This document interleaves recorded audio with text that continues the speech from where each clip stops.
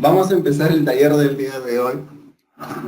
Y el día de hoy quiero que tengamos una dinámica un poco más fluida. Yo les voy a presentar un caso y lo que vamos a hacer es analizarlo un poco para poder definir bien todo el procedimiento de intervención, que ya es lo que tenemos que ir consolidando para esta última parte. Y en base a eso quisiera que podamos ir participando y comentando algunas de las dificultades que puedan tener ustedes con los casos que han planteado y poder entre todos ir teniendo alcance de las posibles soluciones que le vamos a ir dando. A ver, he caracterizado acá las dificultades, o el perfil, mejor dicho, de un niño, de un estudiante de segundo de primaria, ¿sí? Es un niño que recién ha empezado segundo de primaria.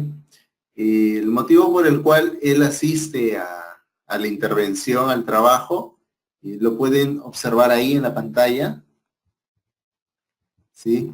La mayoría de dificultades que presenta él son referidas a cómo es su desempeño o su desenvolvimiento dentro del contexto educativo, ¿no?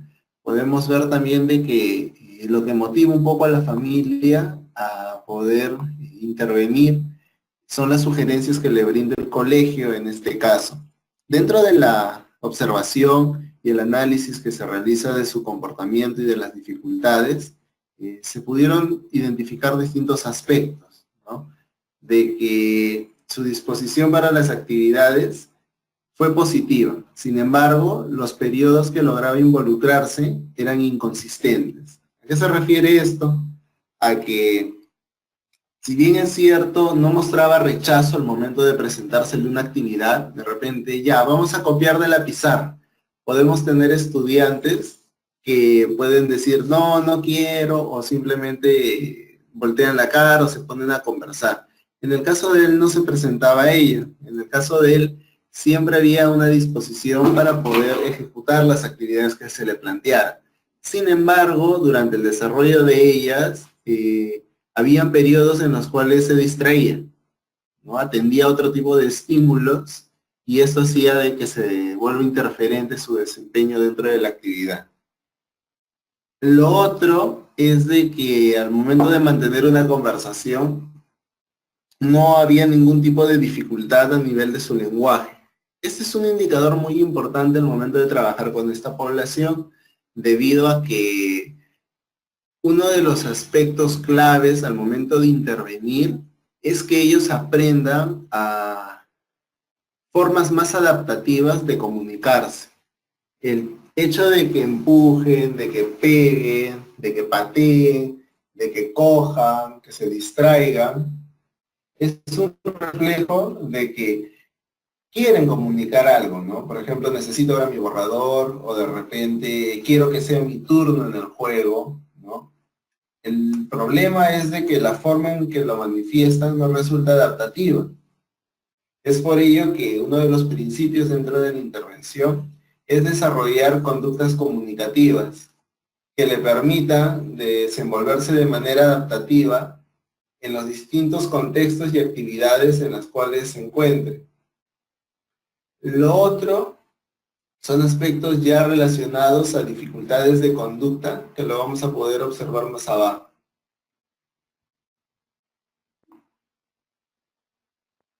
Entre las habilidades que se analizan o que es importante tener en consideración, existe un rubro que se denomina habilidades básicas para el aprendizaje. Este concepto hace referencia a aquellas destrezas que debe de poseer un estudiante que le van a posibilitar el adquirir nuevos aprendizajes, sobre todo de corte académico. Por ejemplo, esta área se divide en tres: atención, seguimiento de instrucciones e imitación. Sabemos que es importante que el estudiante posea un conjunto de habilidades que le permitan reproducir modelos, sobre todo modelos adecuados, ¿no? Dentro de las estrategias que hemos visto a lo largo de las clases, hemos hablado sobre el reforzamiento vicario, que consiste en utilizar modelos positivos que puedan haber en el aula para poder hacer referencia a las conductas adecuadas. Pongámonos en la siguiente situación. Hay un estudiante que se encuentra mirando hacia otro lado. En lugar de nosotros decirle, Juan, mira tu hoja, lo que podemos hacer es, María, qué bien, estás mirando tu material, ¿no?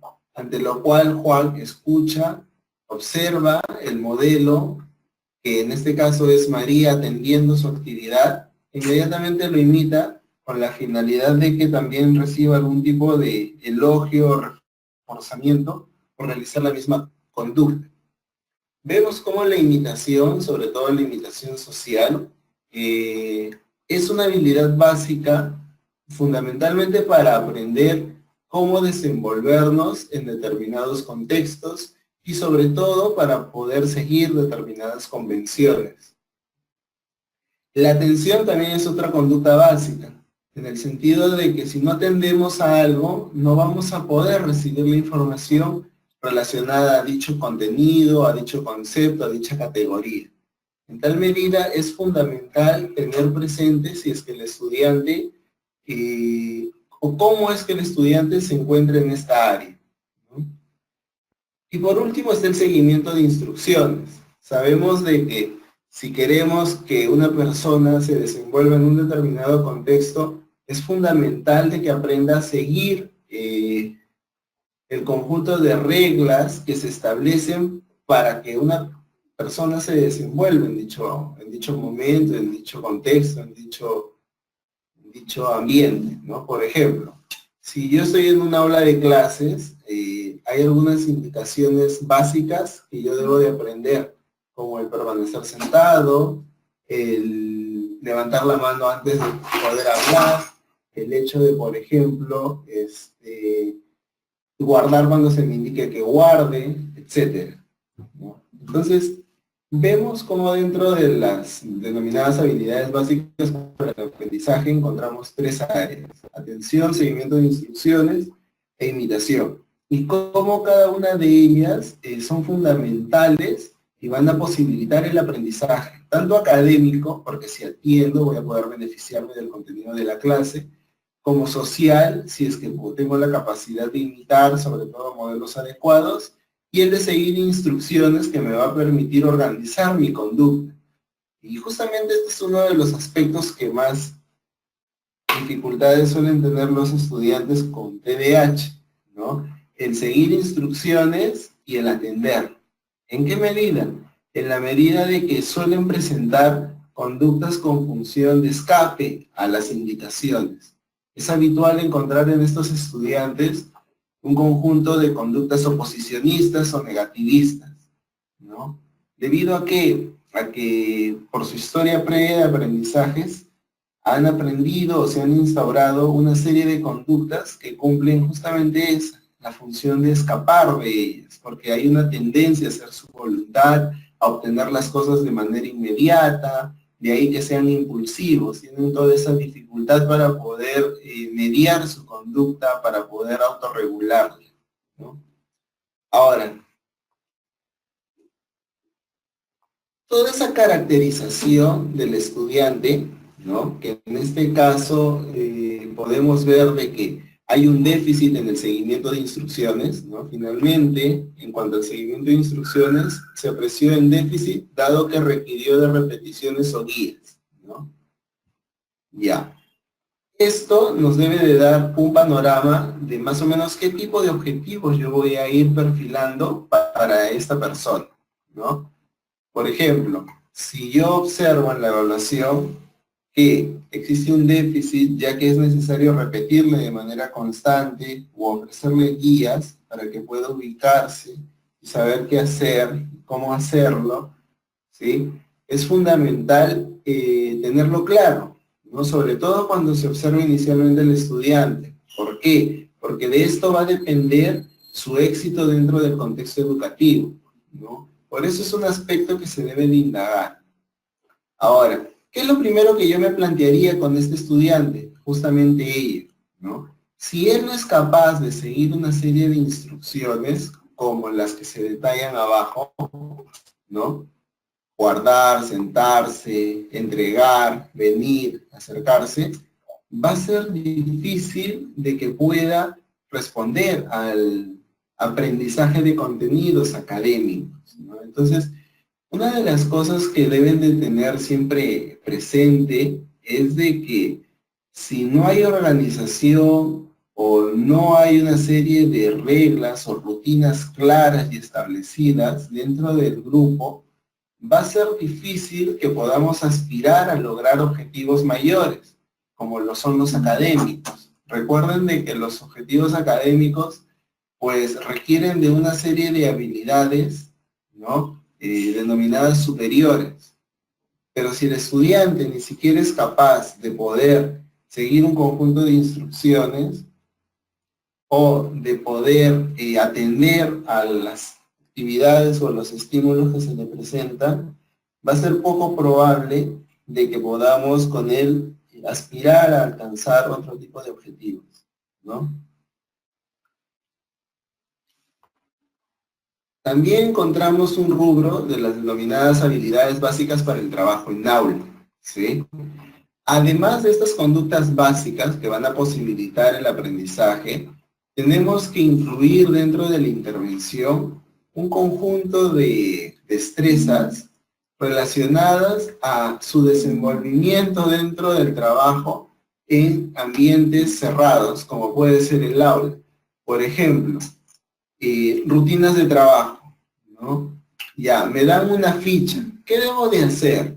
Debo de pararme, coger mi cartuchera, sentarme a la mesa, sacar mi color si es que tengo que pintar, o sacar mi lápiz si es que tengo que escribir, o sacar mis lapiceros, o sacar mi regla. Ahora, luego de que saco mi material que voy a utilizar, ¿qué debo de hacer? Debo de guardarlo. Y una vez de que lo guardo, si necesito otro, debo de sacar ese otro que necesito. Entonces, es importante que además de poseer un conjunto de habilidades básicas para aprender, el estudiante posea habilidades para poder desenvolverse en el trabajo en aula. Y cuando hablamos de habilidades básicas para el trabajo en aula, hablamos básicamente de las denominadas rutinas, ¿no? Una rutina es eso, una forma de sistematizar el conjunto de comportamientos que nosotros esperamos que un estudiante desarrolle o evidencie dentro de una actividad. Si vamos a ir a la sala de cómputo, ya. ¿Qué tendría que hacer el estudiante? Formar fila, permanecer parado, desplazarse caminando, llegar al otro ambiente, ubicar un asiento y sentarse, ¿no? Entonces, esa es una rutina que le va a permitir desenvolverse de manera independiente. Si, por ejemplo, es la hora de la formación, igual, ¿no? Llego, me paro, escucho la primera canción, entono, ¿no? Permanezco un par de minutos allí y luego empiezo mi desplazamiento hacia el salón. ¿De qué nos sirve analizar o estructurar de esta manera la evaluación o la valoración del estudiante? De que uno de los aspectos fundamentales al momento de trabajar con ellos es que tengan claro exactamente cómo es que se deben de desenvolver en determinadas actividades. La mayoría de dificultades que presenta el estudiante se deben justamente a que no se le anticipa, no se le enseña qué es lo que el adulto o el entorno espera que él haga en determinados momentos, ¿no? Muchas veces nosotros damos por sentado el hecho de que haga algo el estudiante, ¿no? Hasta aquí quisiera hacer una pausa para poder ver si es que hay alguna duda o algún comentario, ¿no? Sobre lo que se ha ido mostrando hasta ahora. No sé, Elena, si me puedes apoyar moderando un poco la participación. Claro, a ver, vamos a leerla. Bueno, veo que hay una mano levantada, pero es de hace rato, de Consuelo Álvarez Yucra. Le voy a dar el pase si desea hacer una consulta. Profesor, buenas, ¿qué tal? Yo le venía escuchando que... ¿Me escucha? Sí, sí te escucho. Sí, yo lo venía escuchando que había que enseñarle a los niños a dar pautas para poder lograr lo que nosotros queremos con ellos. Pero yo justo estoy teniendo un problema con una niña que tiene TDAH Ya. y también con autismo, pero por ejemplo ya le estamos enseñando a, a ponerse en la fila y todo eso. Pero tenemos el problema en que golpea a sus compañeros, ¿no? Ya. Inclusive cuando ya no tanto utilizamos la palabra no golpees, ¿no? La miramos y como que se da cuenta y se comienza a reír, ¿no? Pero sigue ella, la consigna, por ejemplo, de que hay que llevarla al baño, todos los niños bajan para ir al baño, ella cumple todo eso, pero va golpeando, entonces a veces no sabemos qué estrategia aplicar ahí.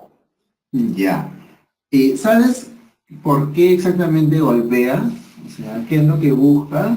Busca obtener atención, de repente golpea cuando un niño tiene algo que ella quiere. ¿Han podido detallar eso? Al principio los papás nos decían que ella simplemente se comenzaba a golpear, ¿no? Entonces estamos corrigiendo ese hábito de que ella misma se golpeaba. Por ejemplo, podía estar sentada trabajando, pintando, y se comenzaba a dar de cabezazos en la mesa, ¿no? Entonces, como que cuando ya comienza a hacer eso, siempre tratamos de acercarnos a ella, hacerle cariño, eso, ¿no? Claro. Entonces, eso es lo que nos han comentado los papás, ¿no? Pero lo que nosotros es eso, trabajamos, le hacemos cariño, pero ya no es tan constante. Si antes podía golpear 15 veces, ahora está golpeando 5, ¿no? O sea, como que ya hasta sus mismos compañeros se dan cuenta que tienen que hacerle los cariños, eso, y como que ella ya se baja, ¿no? Claro. Mira, por lo que me comentas, primero quisiera que observemos lo siguiente, ¿no? El estudiante, en este caso la niña, está sentada y empieza a agredirse, ¿no? Empieza a recibir una serie de autoagresiones y inmediatamente se acerca el adulto, ¿no? Claro. Corremos un poco el riesgo de que estemos reforzando, ¿no?, la conducta de autoagredirse al acercarnos de manera inmediata, porque el acercarse, el niño muchas veces lo interpreta como una forma de recibir atención, ¿no? Probablemente ella recurra a ese tipo de conductas porque le parece exigente la actividad, o porque de repente ya se cansó, o porque de repente no sabe cómo resolverlo y necesita ayuda. ¿La niña habla? No mucho. O sea, palabras No, básicas. Hola, básicas. chao, Claro. agua. Justamente No. con los niños básicos, ¿no? Es decir, aquellos que tienen pocos repertorios comunicativos, se suele dar eso, ¿no? Como no tienen ciertas palabras, muchas veces recurren a ese tipo de conductas, que son las autoagresiones, para poder comunicar algo, ¿no? Generalmente cuando no pueden obtener los resultados esperados. Entonces, trata de observar si es la situación, es decir, si le dan alguna actividad y a ella le parece muy demandante o de repente no puede hacerla y eso antecede a que se agrede, ¿ya? Entonces, sería uno de los aspectos a observar primero. Lo otro es, si fuera eso, si fuera a que ella se autoagrede debido a que la actividad le parece demandante, lo que tendríamos que empezar a hacer es enseñarle un conjunto de conductas comunicativas más adaptativas, ¿no? Por ejemplo, si observamos de que ella se autoagrede cada vez que no logra hacer una actividad, le podríamos enseñar a que diga ayuda, ¿no? Si de repente ella agrede o se autoagrede cuando quiere ser primera en la fila, o cuando un amigo, un compañero tiene algo que ella quiere, podríamos enseñarle a que diga dame, ¿no? Entonces, hay que priorizar el enseñarle conductas comunicativas más adaptativas, por así decirlo, ¿no? Y lo otro es tratar de anticiparnos. Anticiparnos, por ejemplo, a que si ya sabemos que en una fila, al desplazarse, es probable de que agreda a un amigo, entonces quizás hacer de que camine a cierta distancia del compañero, ponerla de repente al final, o que el auxiliar o algún adulto se ponga relativamente cerca para anticiparse a alguna posible agresión que ella realice, ¿no? ¿El profesor Meneses puede hacer la consulta? Y estoy haciendo la consulta. ¿Me escucha el profesor? Sí, ¿no? Sí, Washington, dime, te escucho.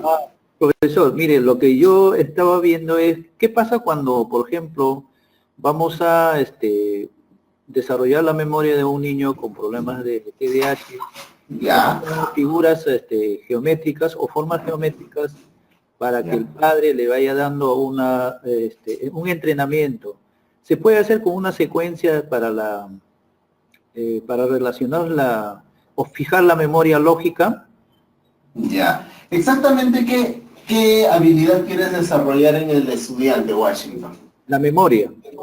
Ya, pero ¿en qué tipo de actividad? O sea, ya, uno quiere mejorar la memoria, pero ¿para qué? O sea, ¿en qué tipo de tareas? La tarea es que relacione la figura, las formas geométricas y que escriba, relacione el nombre y escriba las formas geométricas. Ya, o sea que, por ejemplo, tú les dibujas un triángulo. Le comento, le presento figuras, triángulos, rectángulos, círculos, trapecios, pentágonos, y luego los separo, le digo, mira, separo las figuras y presento las cartillas con las letras, nombres geométricos y puede relacionar. Entonces, en otro momento se lo presento combinado y para que él pueda relacionarlo. ¿Le parece correcta la instrucción para que desarrolle la memoria? Sí, mira, lo que pasa es de que no necesariamente en esa actividad puede estar implicado su déficit por un tema de su memoria, ¿no? Puede ser por distintos aspectos, ¿no? De repente puede ser porque no comprende la consigna también, ¿no? Y podría ser de repente un tema de lenguaje a nivel comprensivo. Podría ser porque no le resulta motivante la actividad, también podría ser, ¿no? Entonces, habría que identificar, porque muchas veces tenemos que tener presente que una cosa es utilizar de manera funcional alguna capacidad o habilidad, y otra cosa es ponerla al servicio de un tipo determinado de conocimiento, que es el académico, ¿no? Entonces, el estudiante sí puede recordar, o sea, no tiene necesariamente dificultades en la memoria. El tema más va porque el tipo de contenido que debe de recordar probablemente no le resulta nada motivante, ¿no? Y es lo que se habla un poco de los llamados aprendizajes significativos. Ya. De que tenemos que procurar que la forma, o sea, yo sé que muchas veces hay modelos o problemas tipo, ¿no? Que se presentan, pero también es importante tener en consideración un poco los intereses del estudiante para poder canalizar lo que queremos enseñar, ¿no? No sé si más o menos se entiende la idea. La sugerencia era, la idea, la pregunta era que si un padre de familia puede hacer eso, ¿no? Le podemos dar una pista para que pueda relacionar y para que lo pueda desarrollar. O sea, ayudar en casa la tarea. Definitivamente sí, ¿no? Pero ahí tendrías que darle de manera muy pautada qué es lo que debe de hacer. Así es, ¿no? O sea, debe seguir con los estímulos reforzadores, ¿no, maestro? Así es, ¿no? O sea, tenemos que estructurar ensayos en los cuales se le diga al estudiante lo que tiene que hacer y luego administrar algún tipo de reforzador acorde a lo que él busca, ¿no? Ok. Ya, muy bien, gracias, maestro. No te preocupes, Washington. Lo otro que quería comentar un poco también era lo referente a las denominadas funciones ejecutivas y conductas adaptativas, ¿sí? Cuando nosotros hemos empezado los módulos, ¿sí? Hicimos bastante hincapié en la importancia que tiene enseñarle a este tipo de poblaciones lo referente a estrategias de solución de problemas, ¿sí? Es justamente uno de los aspectos que debemos de tener en consideración. Y la capacidad para anticiparse y poder prevenir cierto tipo de situaciones, ¿no? Muchos de estos estudiantes suelen emplear estrategias para solucionar situaciones problemáticas que les resultan económicas, ¿no? Digámoslo así, entre tirarle un golpe a un compañero para poder obtener lo que quiero y tener que esperar mi turno para poder manipular el objeto, ¿qué es más efectivo y qué es más económico para mí? Definitivamente el golpear. ¿Por qué? Porque uno, simplemente tengo que poner en movimiento mi brazo y tirar un golpe, nada más, ¿no? En cambio, en el otro tengo que estructurar una serie de oraciones, ¿no? Para poder solicitar. ¿Qué más? Si yo solicito, es probable que tenga que esperar mi turno, es decir, que tenga que esperar, ¿no? En cambio, si yo rebato, yo agredo para obtener, no tengo que esperar, la obtención es inmediata, ¿no? En ese sentido, resulta más efectivo y más económico para el estudiante. Entonces, uno de los aspectos que debemos que trabajar y que siempre debemos de considerar al momento de plantear nuestras actividades, ¿no? Es cómo recrear situaciones que le permitan al estudiante solucionar las distintas dificultades que tiene, ¿sí? Por ejemplo, no basta con conversar con él o con administrar una serie de consecuencias, ¿no? Sino que también, como se ha venido haciendo énfasis, necesitamos desarrollar algún tipo de actividades. ¿Como cuáles? Por ejemplo, a la hora de la salida, si tengo estudiantes que suelen tener dificultades porque se agreden, porque se pelean, porque se buscan para interactuar de manera tosca, que muchas veces es una de las características de esta población, ¿qué es lo que tenemos que hacer? Generar un espacio donde ellos puedan modificar la forma en la que interactúan, ¿no? Entonces, puedo hacer sesiones de juego luego de la hora de clases, ¿no? Sesiones de juego donde hago que los estudiantes que suelen pelearse o tener dificultades durante el recreo o en cualquier otro momento de la mañana, en el colegio, de la tarde, puedan interactuar de otra manera. Entonces, puedo quizás incluso decirles que traigan sus juguetes, ¿no? O puedo hacer de repente algún tipo de actividad cooperativa, armar un rompecabezas entre los dos, o de repente, no sé, jugar o utilizar algún objeto, pero mediante turnos, ¿no? Entonces, otra de las cosas que debemos de hacer bastante es centrar el trabajo o la intervención en generar oportunidades acorde a las necesidades de cada estudiante. Es más, podría ser grupos de trabajo, ¿no? Uno de los aspectos trascendentales o transversales que siempre debemos de trabajar es enseñarle formas diferentes a los estudiantes de interactuar. La base de sus dificultades radica en ello, ¿no? En que no tienen las conductas sociales esperadas según el contexto donde se desenvuelven. Entonces, el generar espacios como talleres o trabajos grupales va a posibilitar justamente todo eso. Entonces, algo que es muy efectivo es ello, ¿no? Coordinar con los padres de repente para que 1 o 2 veces a la semana los estudiantes que tengan mayor dificultad en lo referente a control de impulsos, ¿no? Resolución de problemas o hiperactividad, podrían quedarse y realizar con ellos actividades como las que se les comentan, ¿no?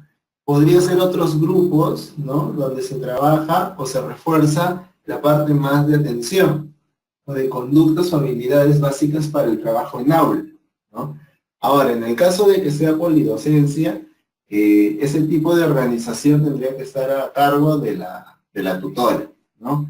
Y que ella pueda recoger de cada profesor cuál es la dificultad prioritaria que tiene el estudiante y poder trabajarlo en esos espacios, ¿no? Y no solamente esos espacios aprovecharlos para trabajar con el estudiante, sino también para poder citar a los padres y ellos puedan observar más o menos el conjunto de estrategias que emplea el docente y lo pueden replicar en casa, ¿no?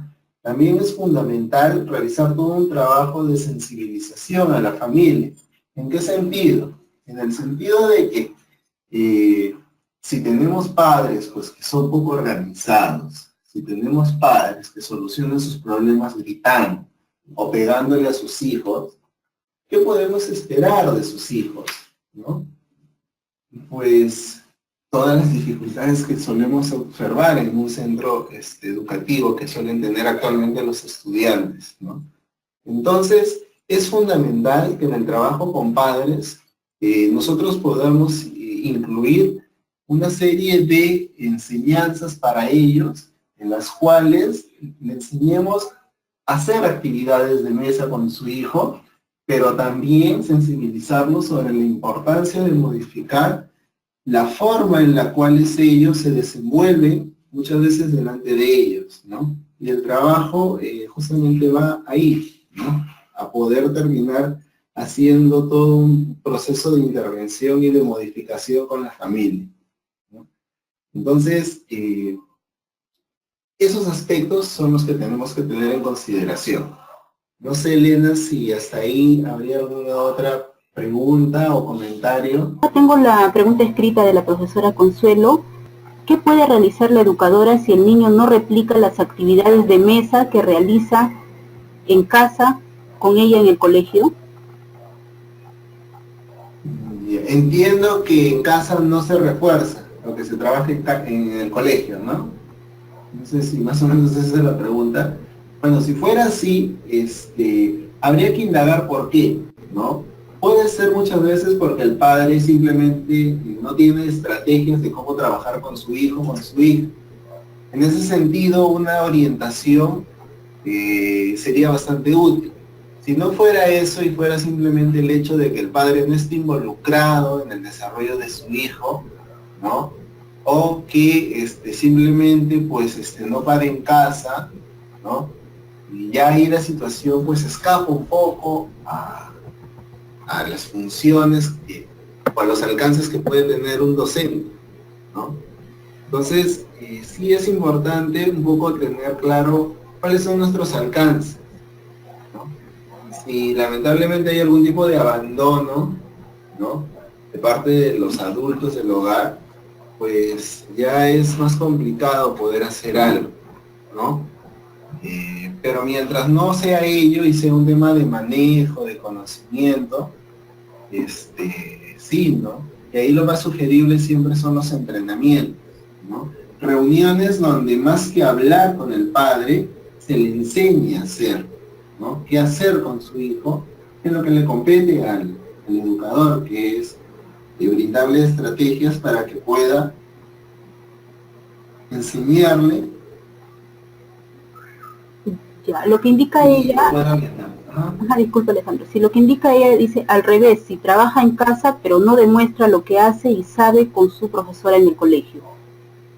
Ya, hay que observar si realmente trabaja en casa, ¿no? O sea, se lo voy comentando en orden de prioridad. Lo primero que habría que observar es si es que realmente es la letra del estudiante o no es la letra del estudiante, ¿no? Muchas veces dejamos actividades y el padre termina haciendo nuestro trabajo, ¿no? Ya, en caso si fuera la letra del estudiante, realmente él trabaja en casa y no está trabajando en el colegio, habría que indagar de qué manera la madre o el padre estructura el momento de tareas del hogar y tratar de replicarlo en el colegio. Ya, lo que ella indica, vuelve a hacer la consulta, lo hace en casa pero no quiere trabajar ninguna ficha en el colegio. Ya. Ahora, por eso, o sea, tenemos que desligar el hecho que lo haga en casa, que lo haga en el colegio. Si sí lo hace en la casa, hay que ver cómo es que el padre hace trabajar al niño para poder usar la misma estrategia, ¿no? Ahora, es lo más recomendable, ¿no? No tiene sentido que nos pongamos a observar o a plantear una serie de posibles procedimientos si es que ya existe un contexto donde el niño es capaz de realizar la conducta. Entonces, lo más sensato es primero consultar a los padres cómo es que organizan, ¿no? La actividad. En base a eso, tratar de replicarlo en el colegio. Está bien. Tenemos una pregunta de la profesora Mariela Silverio. La pregunta es, profesor, tengo un niño con TDAH que es sumamente agresivo. Esa conducta ha ido incrementando día a día, incluso ha intentado agredir a los docentes. ¿Qué hacer en ese caso? Ya. En el caso de la conducta de agresión, ¿sí? Generalmente son conductas que cumplen la función de escapar de la figura de autoridad, ¿no? Cuando va dirigida a adultos, ¿no? Por ejemplo, yo le pego a mi docente porque probablemente la docente me dijo siéntate. Es decir, me prohibió el acceso a algo que yo estoy buscando. O de repente yo le pego a mi docente porque, no sé, me castigó, o qué sé yo, pero siempre hay que partir del análisis contextualizado, ¿ya? Porque no intervenimos sobre la agresividad, sino intervenimos sobre el estudiante que le pega al docente de matemática o de ciencias, ¿no? Entonces, si nosotros intervenimos sobre el estudiante que agrede al docente de matemática, tendríamos que, para darle solución a la dificultad, primero observar qué es lo que hace el docente de matemática que antecede a la conducta de agresión del niño, ¿sí? Esa es la primera pregunta que debemos de responder. Ahora, cuando digo qué es lo que hace el docente que antecede la conducta de agresión del niño, del estudiante, no me refiero a que haya una intención del docente por generar. Simplemente debido a las dinámicas que a veces se establecen al momento de interactuar, uno termina haciendo cosas que de una u otra manera, sin que haya la intención de por medio, hacen probable que un estudiante, pues en este caso, agreda, ¿no? Entonces, de repente, el docente le interrumpe el acceso a algo, ¿no? Y esto le resulta muy frustrante. Otra de las cosas que tenemos que tener en consideración es que la mayoría de niños, de personas, ¿no?, que agreden, ¿sí?, es porque han aprendido que esa es la forma más efectiva de obtener ciertos resultados. Y generalmente la han aprendido porque han observado modelos que agreden, ¿no? Es probable que en casa el padre o la madre o algún familiar o algún adulto lo haya agredido. Es probable que él esté expuesto de manera reiterativa a través de videos, ¿no?, o de la televisión, a modelos agresivos. Entonces, dentro del proceso de intervención, lo primero es indagar si es que realmente hay exposición a ese tipo de modelos. Porque no tiene mucho sentido que nosotros empecemos a enseñarle en el colegio a que no pegue, no agreda, ¿no? Si es que en casa observa esos modelos. Si es que en casa le pegan, si es que está constantemente viendo videos donde hay agresión y todo eso. Recuerden que nosotros intervenimos siempre tratando de controlar el contexto, no a la persona. Tratar de controlar a la persona es decirle, no agredas porque es malo agredir, bla, bla, bla, bla, bla, ¿no? En cambio, controlar interviniendo en el contexto implica, está expuesto a modelos agresivos. ¿De dónde provienen? Del hogar, ya, entonces hablaré con papá y mamá y les haré ver, ¿no? Viene de los videos, entonces igual hablaré con papá y mamá y restringiré los horarios que se expone a ver videos, o habrá mayor control sobre el tipo de contenidos que ve. Entonces, ahí lo primero es hacer un análisis funcional, un análisis contextualizado de la conducta de agredir, ¿no? Y por último, entender, ¿sí? Porque es importante entender que el estudiante es una persona en formación, o sea, no es un adulto, ¿no? Es una persona en desarrollo, en formación. Y si agrede, si golpea, es porque ha aprendido. Y no es una forma de justificar al estudiante, es una forma de entender que su forma de ser no es porque él sea así, es porque su contexto lo ha constituido de esa manera, lo ha llevado a ser eso que es ahora. Y nuestra labor es justamente comprender toda su historia previa de aprendizajes, comprender que si agrede es porque probablemente le hayan pegado, ¿no? Y él aprendió de que esa es la forma de solucionar un problema, ¿no? Es probable porque haya observado que quizás papá agrede a mamá, o mamá agrede a papá, o mamá agrede al hermano o a la hermana, ¿entiende?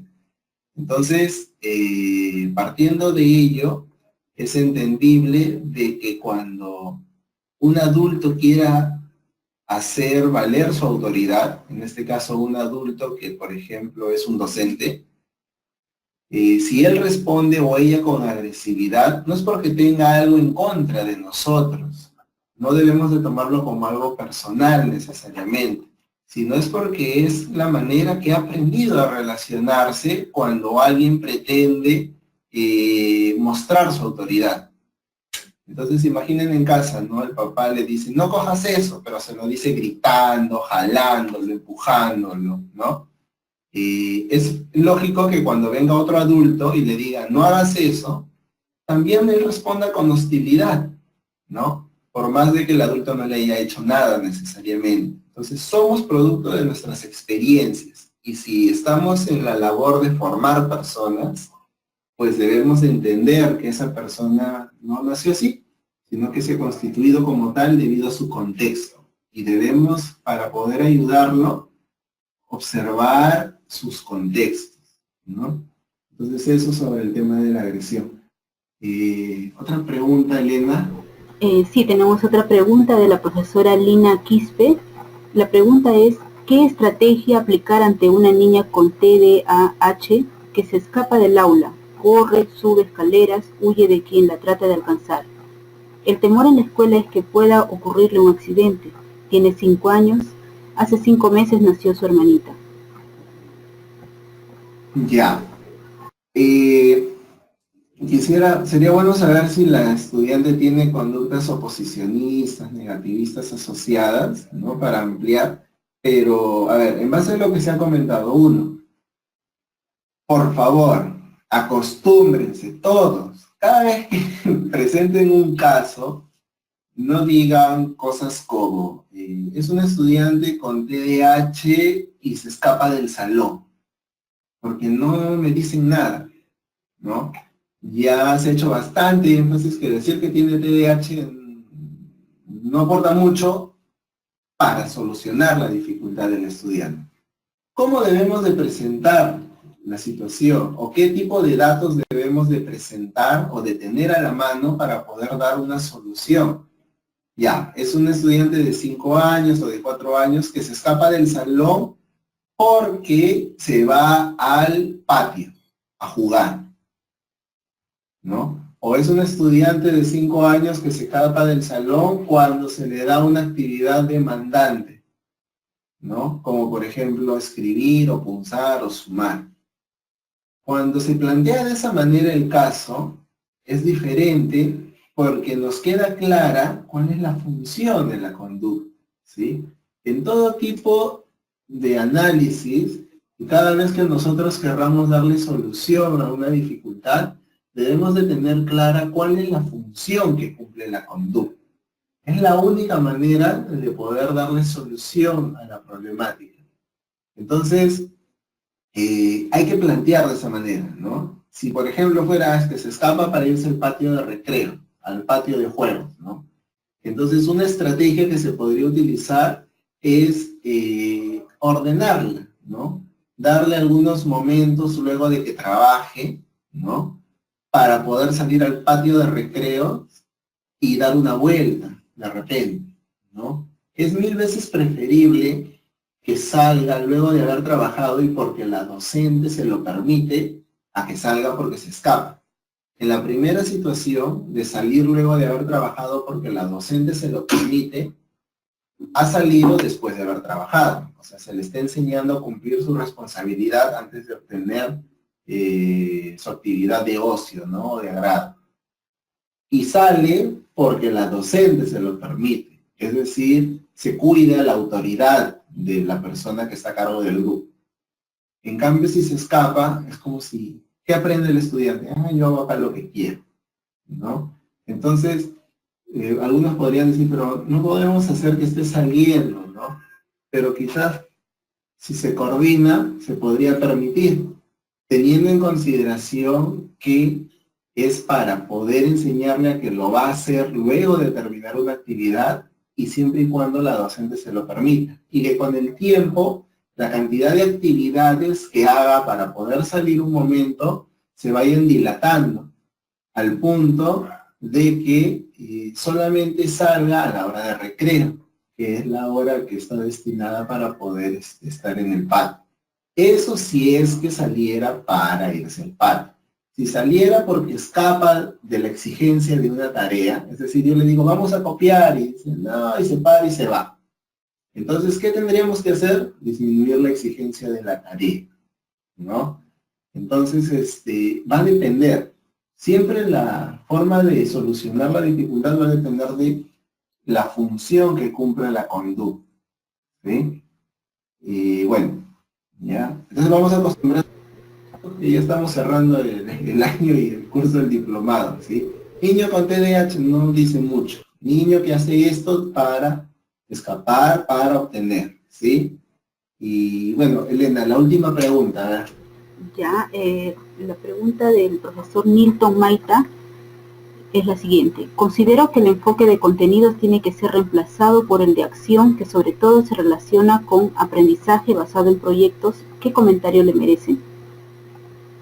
Definitivamente, la propuesta de aprendizajes por proyectos sigue un poco la línea de lo que antes se llamaba aprendizaje significativo, ¿sí?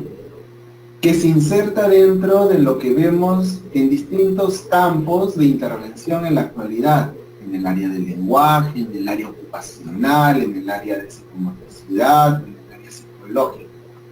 Todos los objetivos que aprende o todos los aprendizajes de una persona deben de ser funcionales, ¿sí?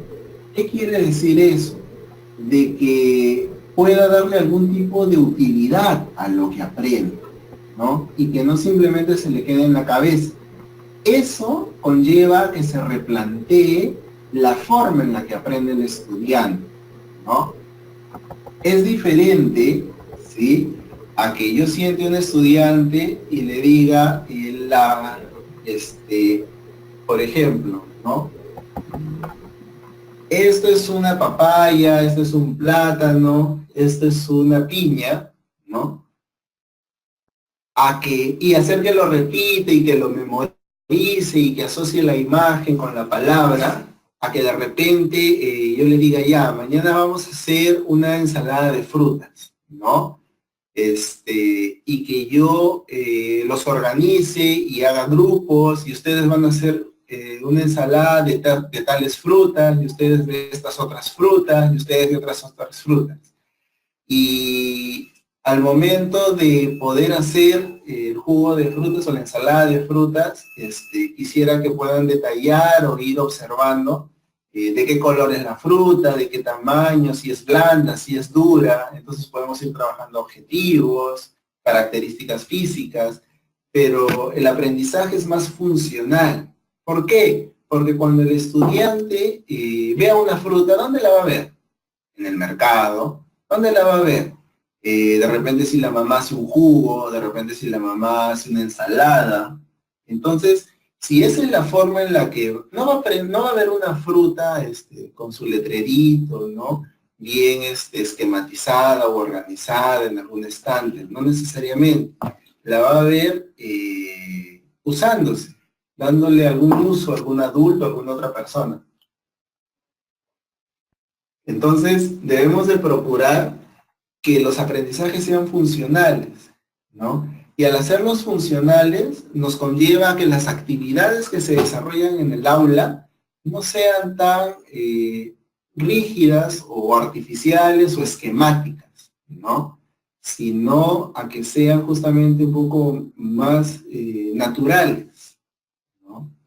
Y por otro lado, la motivación cuando se trabaja por proyectos es mayor ya saquen su cuaderno y van a escribir frutas, 2 puntos, ¿no? Manzana, pera, mandarina, verduras, 2 puntos, ¿no? es tedioso, es demandante. En cambio, a ver chicos, van a ir a comprar y quiero que hagan una lista de estas frutas y de verduras. Entonces, es dejarle la tarea como para que vaya a casa, vaya a la tienda, compre, quizás se reúna con sus compañeros, lo hagan juntos, se comuniquen y coordinen quién va a llevar este cuchillo, quién va a llevar el Pirex. Entonces, no solamente desarrollamos las llamadas competencias duras, ¿no? Como el aprendizaje académico o el contenido académico, sino las llamadas habilidades blandas, que son referentes a cómo interactuamos, ¿no? Cómo aprendo a interactuar contigo, cómo me relaciono. Y los proyectos permiten eso, formar grupos de trabajo y que organicen una presentación, ¿no? De algo que les motive, pero que tenga algún significado o uso para sus vidas, ¿no? Entonces, esa es más o menos mi opinión respecto a los aprendizajes por proyectos, ¿no? Y bueno, ya respondiendo a esa pregunta, sí vamos a cerrar esta clase de reforzamiento, que el objetivo puntual era que podamos compartir algunos aspectos referentes a la intervención, puedan hacer preguntas sobre sus casos y poder ir ampliando. Como resumen de lo que hemos conversado, primero, acostumbrémonos a plantear un caso haciendo mención de cuál es la función que cumple la conducta, ¿sí? Es decir, es un estudiante con autismo, no dice mucho, porque el autismo, al igual que el TDAH, tiene indicadores generales, ¿no?